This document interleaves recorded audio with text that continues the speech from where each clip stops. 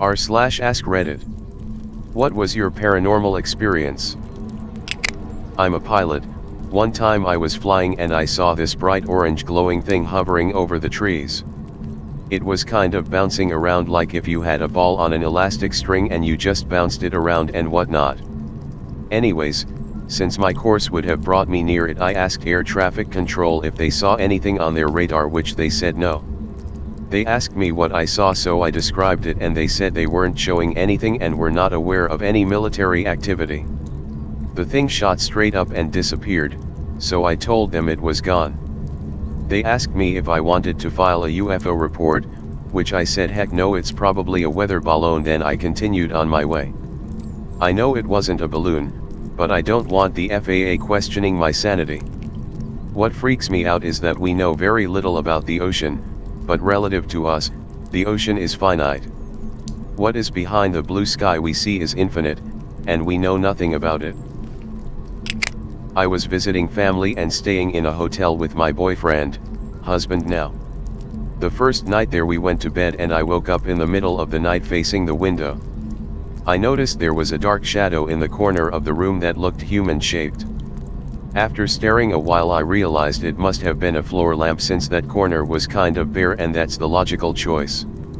I rolled over and went back to bed. The following morning I remembered this and turned to look into the corner where the lamp was, and there isn't a floor lamp there. The corner is bare. I mentioned it to my boyfriend and he went white. He told me that he woke up in the middle of the night because he felt like he was being watched and had to get up out of bed to go to the bathroom. I vaguely remember him getting up to try and shake the feeling. It still sticks with me in dark rooms. I have posted this before, but why not again? About a year ago I was at my dad's house taking care of the dog for the week because he was gone camping with some friends, and my sister, my wife, was also gone to Colombia with her family for a month. My in-laws asked me to take care of their dog while they were gone, and I of course said yes. So there I am, first night at my dad's house with two dogs who had been playing together all day. I decide to go to bed around 10 o'clock, so I go lock the front and back door. I make sure every door in the house except for my bedroom door is closed and I sleep. At about 12 o'clock I hear the dogs freaking out, barking and whining, so I jump out of bed and go check on them. On my way downstairs I see the back door unlocked and open. I look down at the dogs and they are both staring at the basement door, whining and growling while laying in a puddle of their own pee. I see that the basement door is open, so I have 911 ready to be called on my phone and I go downstairs. I search around for a while, not even sure why I am looking for, until I decide to go back upstairs and clean off the dogs. At maybe 1 o'clock the dogs are finally clean and no longer focused on the basement, so I make sure the basement door is latched and I go back upstairs after making sure the back door is locked as well.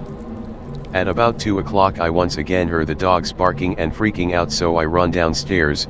Once again I see the back door wide open, so is the basement door, but this time both dogs are staring out the window looking into the backyard, so this time I do not bother to go downstairs, I just close the door.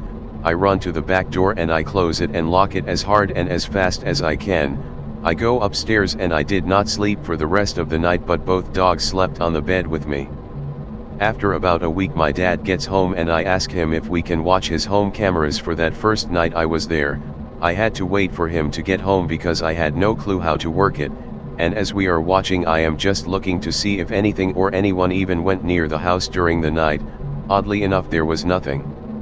The only weird thing is that around 12 o'clock and 2 o'clock the back door randomly flings open with nothing going in or out, but the scary part is that from a different camera in the house we can clearly see me lock the back doors every single time. No issue with the lock any other day before or since then. My husband and I stayed at a super old hotel in Santa Fe, NM. At the time I did not really believe in paranormal things / ghosts, mainly because nothing had ever happened to me. The old room we were staying in had this decorative wooden chair that had a slanted seat. I took note of the slant, because I wound up putting my computer bag on this chair and felt comfortable doing so. I'm super careful with my electronics, and the slanted seat made it so my bag slid all the way back into the back of the chair so it couldn't fall. I also hung a nice new dress on the back of the chair. We went out for sightseeing, and when we came back, my dress was on the floor near the chair. I wondered if housekeeping had touched it, even though we had "Do Not Disturb" on our door all day and the room had not been serviced. Oh well, we ordered in some dinner and went to bed. My husband and I were laying in bed in the dark talking, almost falling asleep, when suddenly we hear a super loud slam. It was so loud, we shot awake and turned on the light. There on the other side of the room, a good 10 or 15 feet from the chair, was my computer bag. It was like someone had lifted it and threw it down. There's no way it just fell off the chair that far away, and the chair seat was slanted backwards toward the wall. It would be hard for anything to just fall off it, especially forward and 15 feet away. And it was a slam to the ground. I was so terrified, but my husband just shrugged like, "I guess this place is haunted like a lot of places in Santa Fe, guess the ghost doesn't like stuff on its chair." I demanded we sleep with the light on. I didn't even have the courage to check if my computer was okay until the next day.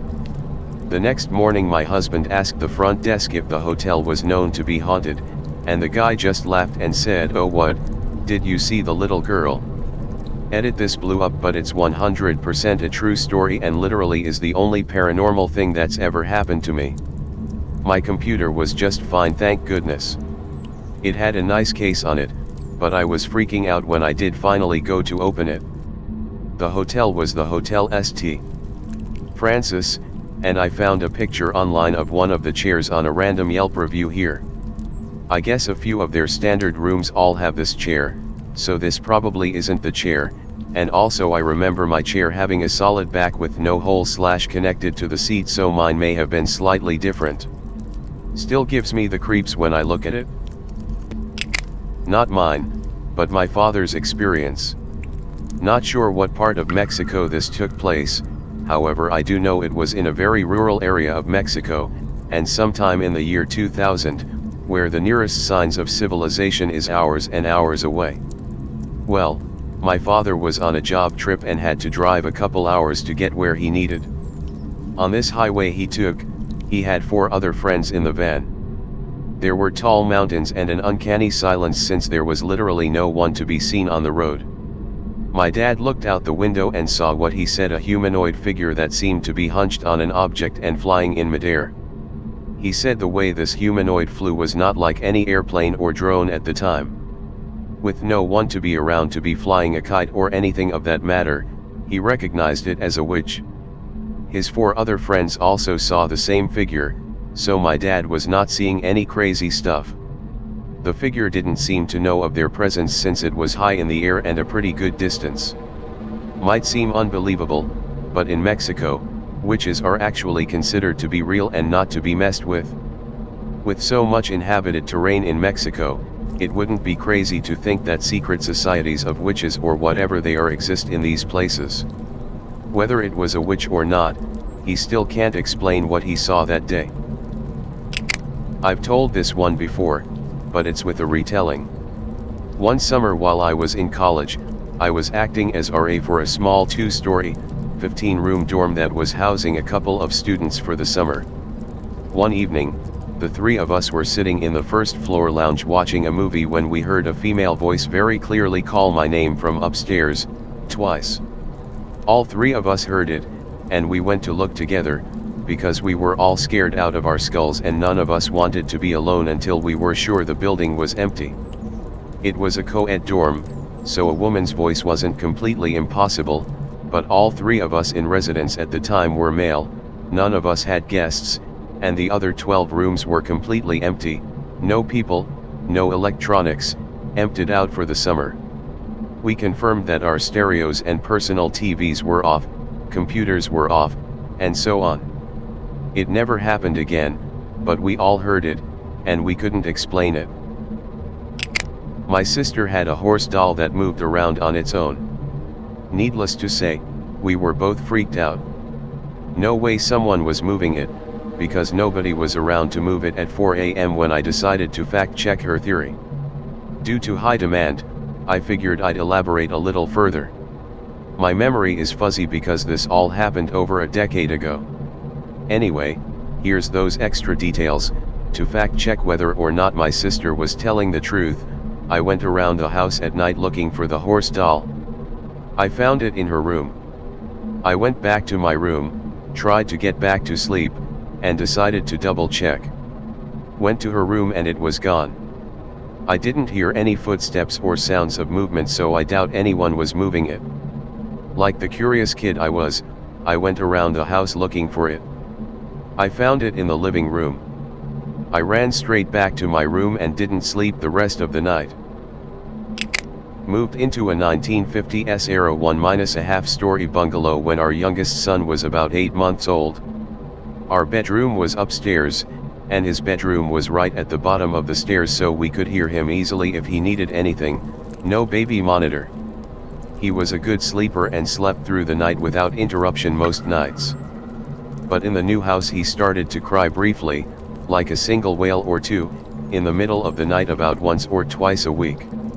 It was brief but loud, and my wife or I would go down and check on him. He was always peacefully sleeping. We chalked it up to the baby equivalent of talking in his sleep. This went on for several months, and we got so used to it that we stopped going down to even check on him unless we heard more than just a single wail or two, because we knew he was fine and just crying in his sleep.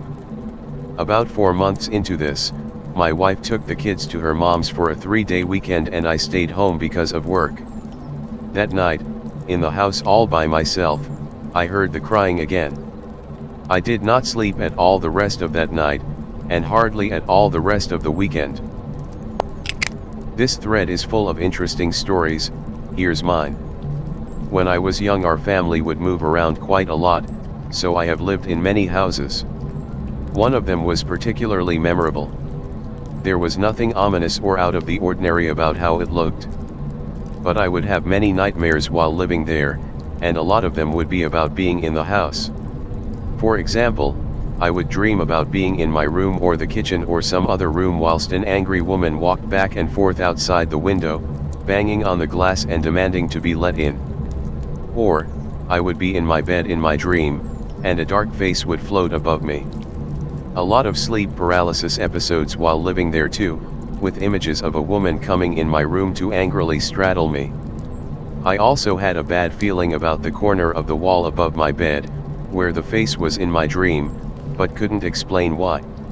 In the beginning I attributed these dreams to depression, but the dreams were so persistent and they had to do with the house so often that I began to think maybe it was haunted.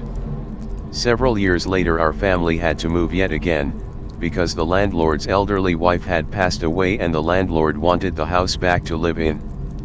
First time having to move due to a death, and I felt like this was also somehow connected to the haunting. After moving I didn't have any nightmare problems and I forgot about the house for a while, but in a random conversation with my brother I offhandedly remarked that I always thought that house was haunted. He froze, and looked at me with surprise because he too had thought it haunted while living there. He said he would hear voices at night whispering gibberish into his ear, and developed a habit of sleeping under the covers with his ears covered due to it. We had never discussed our individual experiences at the time, and the fact that we both thought it haunted is proof in my eyes that it truly was. Well, thanks.